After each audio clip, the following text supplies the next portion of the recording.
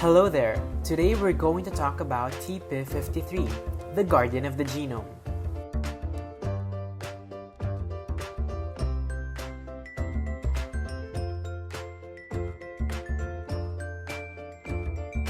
TP53 is also called the guardian of the genome or the tumor suppressor gene. It is located in the short arm of chromosome 17 at region 1, band 3, subband 1. The p53 protein is a transcription factor that prevents neoplastic transformation.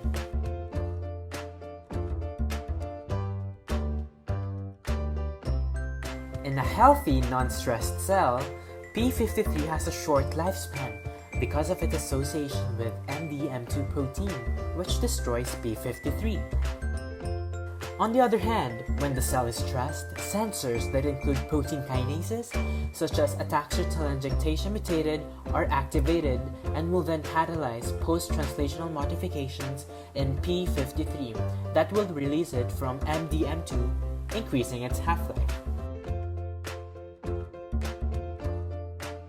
p53 suppresses neoplastic transformation by promoting these three processes: quiescence, which is a temporary cell cycle arrest, senescence, which is a permanent cell cycle arrest, and apoptosis, which is a programmed cell death.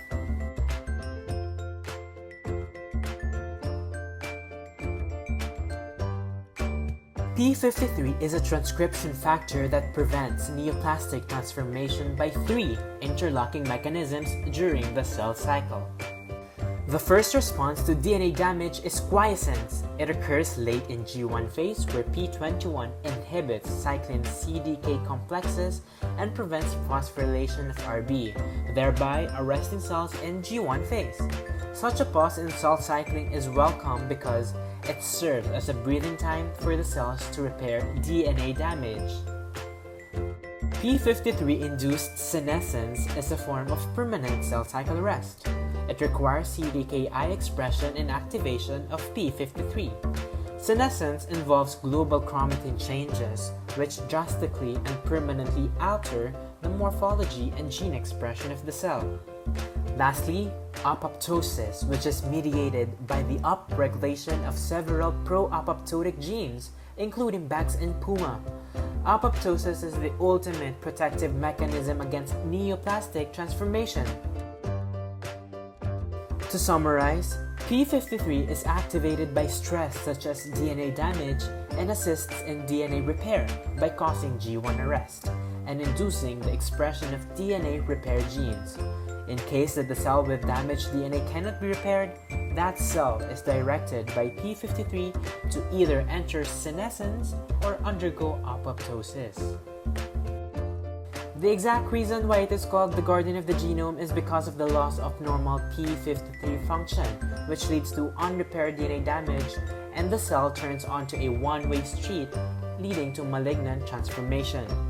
Abnormalities of the TP53 gene are found in virtually every type of cancer, including carcinomas of the lung, colon, and breast, which are among the leading causes of cancer deaths. Patients that inherit a mutant TP53 gene leads to a disorder called the Li-Fraumeni syndrome.